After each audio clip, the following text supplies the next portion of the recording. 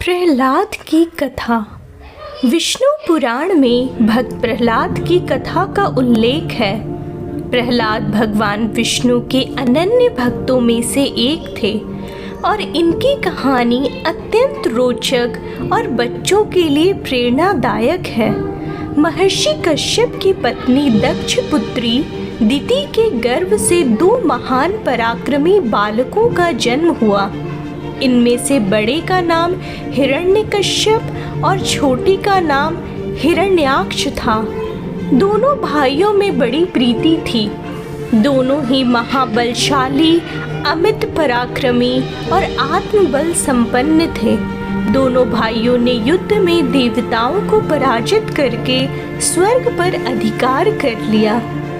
एक समय जब हिरण्याक्ष ने पृथ्वी को रसातल में ले जाकर छिपा दिया, तब भगवान विष्णु ने वाराह अवतार लेकर पृथ्वी की रक्षा के लिए हिरण्याक्ष का वध किया। अपने प्रिय भाई हिरण्याक्ष के वध से दुखी होकर हिरण्यकश्यप ने दैत्यों को प्रजा पर अत्याचार करने की आज्ञा देकर स्वयं महेंद्राचल पर्वत पर चला गया। वह भगवान विष्णु द्वारा अपने भाई की हत्या का बदला लेने के लिए ब्रह्मा जी की घोर तपस्या करने लगा। इधर दैत्यों के राज्य को राजा विहीन देखकर देवताओं ने उन पर आक्रमण कर दिया। दैत्यगण इस युद्ध में पराजित हुए और पाताल लोक को भाग गए। देवराज इंद्र ने हिरण्यकश्यप के महल में प्रवेश करके उसकी पत्नी कयाधु को बंदी बना लिया। उस समय कयाधु गर्भवती थी, इसलिए इंद्र उसे साथ लेकर अमरावती की ओर जाने लगे। रास्ते में उनकी देवर्षि नारद से भेंट हो गई। नारद जी ने पूछा, देवराज, इसे कहाँ ले जा रहे हो? इंद्र ने कहा, देवर्षि, इसके गर्भ में हिरण्यकश्यप का अंश है, उसे मारकर इसे छोड़ दूंगा। यह सुनकर नारद जी ने कहा, देवराज, इसके गर्भ में बहुत बड़ा भगवत दत्त है, जिसे मारना तुम्हारी शक्ति के बाहर है, अतः इसे छोड़ दो। नारद जी के कथन का मान रखते हुए इंद्र ने कयाधु को छोड़ दिया और अमरावती चले गए। नारद जी कयाधु को अपने आश्रम पर ले आए और उससे बोले, बेटी, तुम यहाँ आराम से रहो जब तक तुम्हारा पिता अपनी तपस्या पूरी करके नहीं लौटता। कयाधु उस पवित्र आश्रम में नारद जी के सुंदर प्रवचनों का लाभ लेती हुई सुखपूर्वक रहने लगी, जिसका गर्भ में पल रहे शिशु पर भी गहरा प्रभाव पड़ा। समय होने पर कयाधु ने एक पुत्र को जन्म दिया, जिसका नाम प्रहलाद रखा गया। इधर हिरण्यकश्यप की तपस्या पूरी हुई और वह ब्रह्मा जी से मनचाहा वरदान लेकर वापस अपनी राजधानी चला आया। कुछ समय के बाद कयाधु भी प्रहलाद को लेकर नारद जी के आश्रम से राजमहल में आ गई। जब प्रहलाद कुछ बड़े हुए तब हिरण्यकश्यप ने उनकी शिक्षा की व्यवस्था की। प्रहलाद गुरु के सानिध्य में शिक्षा ग्रहण करने लगे। एक दिन हिरण्यकश्यप अपने मंत्रियों के साथ सभा में बैठा हुआ था। उसी समय प्रहलाद अपने गुरु के साथ वहां गए। प्रहलाद को प्रणाम करते देखकर हिरण्यकश्यप ने उसे अपनी गोदी में बिठाकर दुलार किया और कहा, वत्स, तुमने अब तक अध्ययन में निरंतर तत्पर रहकर जो कुछ सीखा है, उसमें से कुछ अच्छी बात सुनाओ।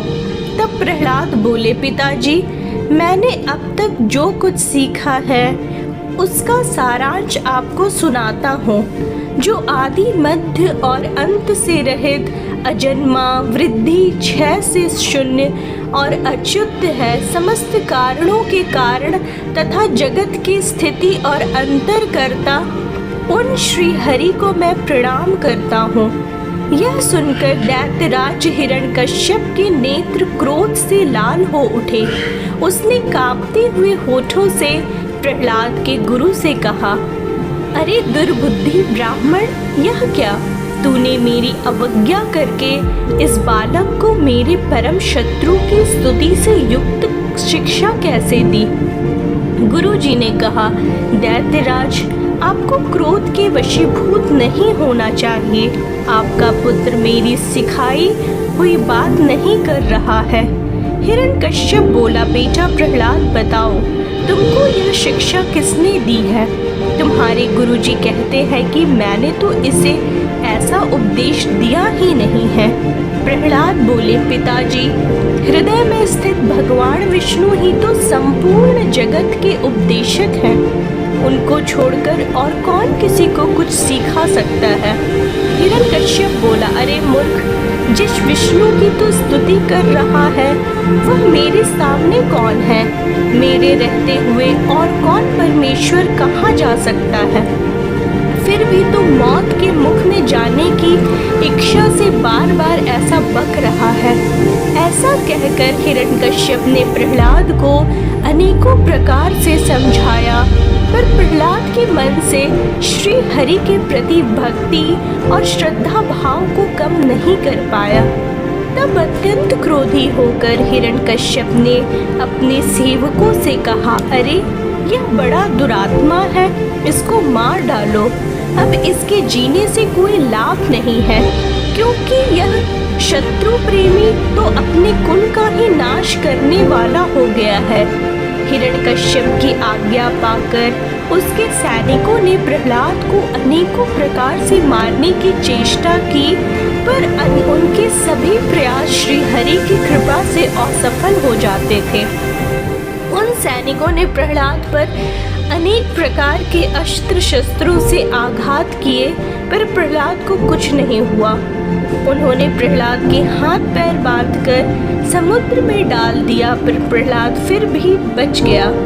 उन सब ने प्रहलाद को अनेकों विषैले सांपों से डसवाया और पर्वत शिखर से गिराया, पर भगवत कृपा से प्रहलाद को कुछ भी नहीं हुआ। रसोइयों के द्वारा विष मिला हुआ भोजन देने पर प्रहलाद उसे भी पचा गए। जब प्रहलाद को मारने के सब प्रकार के प्रयास विफल हो गए, तब हिरण्यकश्यप के पुरोहितों ने अग्नि शिखा के समान प्रज्वलित शरीर वाली कृत्या उत्पन्न कर दी। उस अति भयंकर कृत्या ने अपने पैरों से पृथ्वी को कंपित करते हुए वहां प्रकट होकर बड़े क्रोध से प्रहलाद जी की छाती में त्रिशूल से प्रहार किया, पर उस बालक की छाती में लगते ही वह तेजोमय त्रिशूल टूटकर नीचे गिर पड़ा। उन पापी पुरोहितों ने उस निष्पाप बालक पर कृत्या का प्रयोग किया था, इसलिए कृत्या ने तुरंत ही उन पुरोहितों पर वार किया और स्वयं भी नष्ट हो गई। अन्य प्रचलित कथाओं के अनुसार कृत्या के स्थान पर होलिका का नाम आता है। उसे अग्नि में ना जलने का वरदान प्राप्त था। होलिका प्रहलाद को अपनी गोद में लेकर प्रज्वलित अग्नि में प्रवेश कर गई, पर ईश्वर की कृपा से प्रहलाद को कुछ भी नहीं हुआ और होलिका जलकर भस्म हो गई।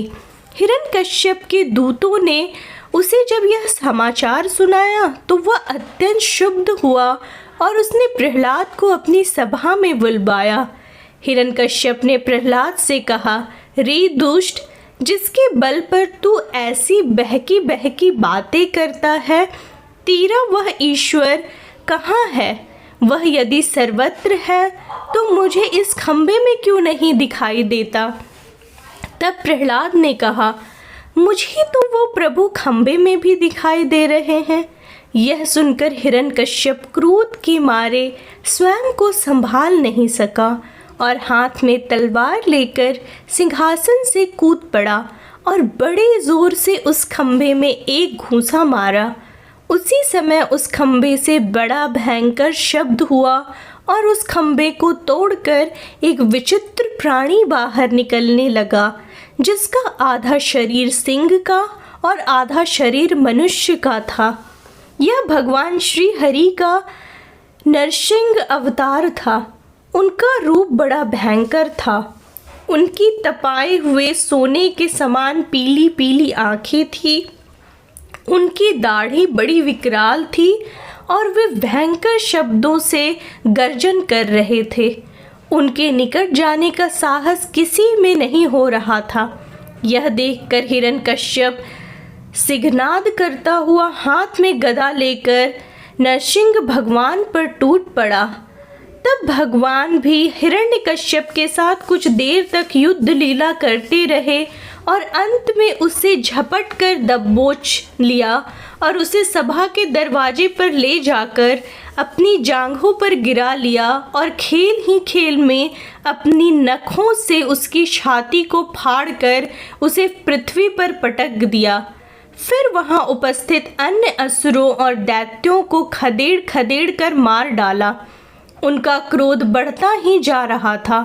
वे हिरण्यकश्यप की ऊंची सिंहासन पर विराजमान हो गए। उनकी क्रोधपूर्ण मुखाकृति को देखकर किसी को भी उनके निकट जाकर उनको प्रसन्न करने का साहस नहीं हो रहा था।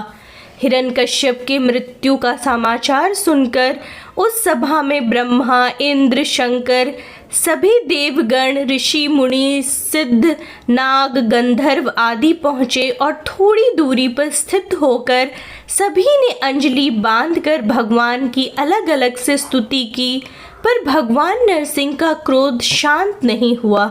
तब देवताओं ने माता लक्ष्मी को उनके निकट भेजा, पर भगवान की उग्र रूप को देखकर वे भी भयभीत हो गईं।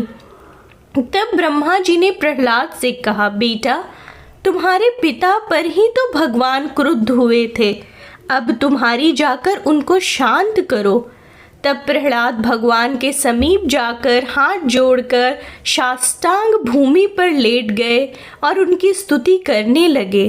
बालक प्रहलाद को अपने चरणों में पड़ा देखकर भगवान दयाद्र हो गए और उसे उठाकर गोद में बिठा लिया और प्रेम पूर्वक बोले, वत्स प्रहलाद, तुम्हारे जैसे एकांत प्रेमी भक्त को यद्यपि किसी वस्तु की अभिलाषा नहीं रहती, फिर भी तुम केवल एक मनवंतर तक मेरी प्रसन्नता के लिए इस लोक में दैत्याधिपति के समस्त भोग स्वीकार कर लो। भोग के द्वारा पुण्य कर्मों के फल और निष्काम पुण्य कर्मों के द्वारा पाप का नाश करते हुए समय पर शरीर का त्याग करके समस्त बंधनों से मुक्त होकर तुम मेरे पास आ जाओ। देवलोक में भी लोग तुम्हारी विशुद्ध कीर्ति का गान करेंगे।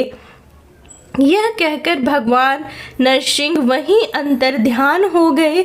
विष्णु पुराण में पराशर जी कहते हैं, भक्त प्रहलाद की कहानी को जो मनुष्य सुनता है और उसके पाप शीघ्र ही नष्ट हो जाते हैं।